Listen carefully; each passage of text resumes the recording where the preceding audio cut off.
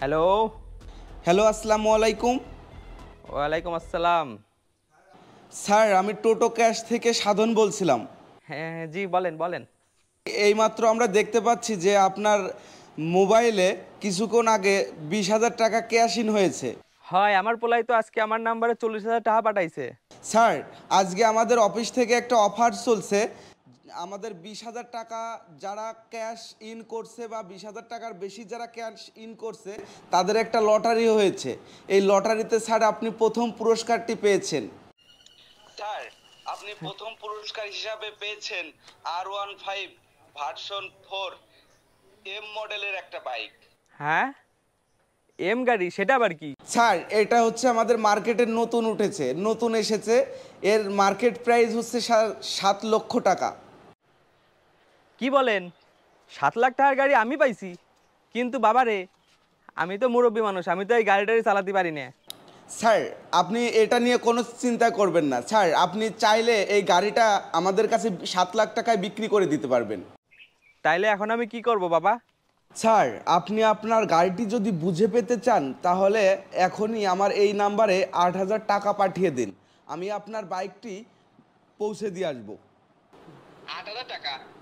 হ্যাঁ, 8,000 টাকা। দিলে গাড়িটা পাইয়া যাবো? জি স্যার। আচ্ছা ঠিক আছে বাবা, তাইলে তুমি আমার একটা নাম্বার দাও, আমি তোমার নাম্বারে 8,000 টাকা পাঠিয়ে দিচ্ছি।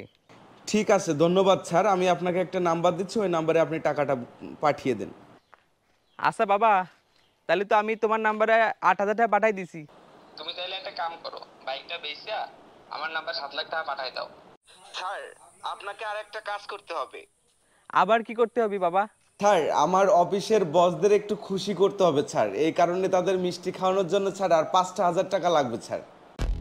আচ্ছা ঠিক আছে বাবা, খুশি যেহেতু করতেই হবে, তাহলে আমি তোমার নাম্বারে 5,000 টাকা এখনই পাঠিয়ে দিচ্ছি। ঠিক আছে স্যার, ঠিক আছে। আঙ্কেল, তোমার কথা মতো তো আমি তোমার নাম্বারে 5,000 টাকা পাঠাই দিছি, পাইছো তো? জি স্যার, 5,000 টাকা পেয়েছি স্যার। আচ্ছা বাবা, তাহলে তুমি আমার বাইকটা তাড়াতাড়ি বেচে আমার অ্যাকাউন্টে 7 লাখ টাকা পাঠাই দাও। স্যার, এখানে আরেকটা সমস্যা আছে স্যার, সেটা হচ্ছে আবার কি সমস্যা বাবা? গাড়িটা তো স্যার কোম্পানির নামে আছে। এই গাড়িটা আপনার নামে করতে গেলে স্যার একটা রেজিস্ট্রেশন খরচ আসবে স্যার। এই খরচের জন্য স্যার 18,000 টাকা লাগবে স্যার। বলো কি, আবার 18,000? স্যার, এইটাই আপনার লাস্ট টাকা স্যার, এরপর আর কোনো টাকা লাগবে না স্যার। আচ্ছা ঠিক আছে। জি স্যার, জি স্যার, এর নেক্সট টাইম আর পরে টাকা লাগবে না স্যার, কোনো টাকাই লাগবে না স্যার। আচ্ছা ঠিক আছে বাবা, তাহলে আমি তোমার নাম্বারে 8,000 টাকাই পাঠাচ্ছি, তুমি তাড়াতাড়ি বাইকটা বেচে আমার নাম্বারে টাকাটা পাঠানোর ব্যবস্থা করে দাও। ঠিক আছে স্যার, ঠিক আছে, সমস্যা নেই স্যার। আপনি এখনই পাঠিয়ে দেন স্যার টাকাটা।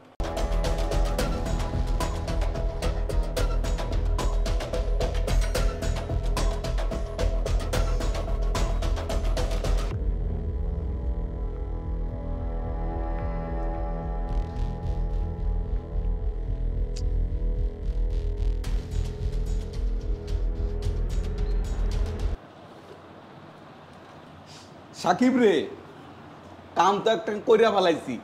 কি হয়েছে? তুই যে লোকটার ওই যে নাম্বার দিছিলি না, ওই লোকটা তো টাকা পয়সা সব খায় ফেলাইছি। কোয়াস কি কাম করেছিস কি?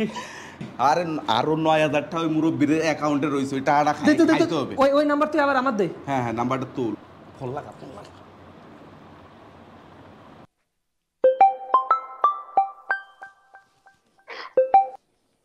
আসসালামু আলাইকুম স্যার। ওয়ালাইকুম আসসালাম।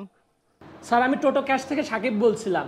স্যার, আমি দেখতে পাচ্ছি যে আপনি আপনার নাম্বার থেকে একই নাম্বারে আজ অনেকগুলো ট্রানজ্যাকশন করছেন স্যার। হ্যাঁ হ্যাঁ বাবা, করছি তো। কিন্তু এই নাম্বারটা তো আমি বলতে পারছি। স্যার, এইটাই হওয়ার কথা ছিল, কারণ আপনি প্রতারিত হয়েছেন। আর প্রতারকরা কখনোই টাকা নিয়ে নাম্বার অন রাখে না। স্যার, এখন হচ্ছে এই প্রতারকরা আপনার অ্যাকাউন্টটা হ্যাক করার জন্য অনেক চেষ্টা করছে।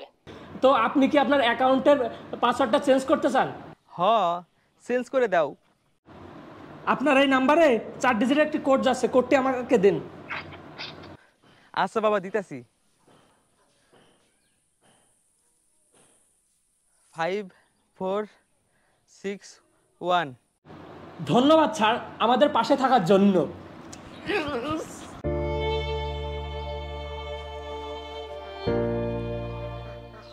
কি রে, আমার 9,000 কাটিয়ে নিয়ে গেছে গা। এ ধরনের প্রতারণার ফাঁদে পড়ে প্রতিনিয়ত নিঃস্ব হচ্ছেন অনেক মানুষ। সো এ ধরনের প্রতারণার কথা সাবধানে থাকবেন। লোভ করা কখনোই ভালো নয়।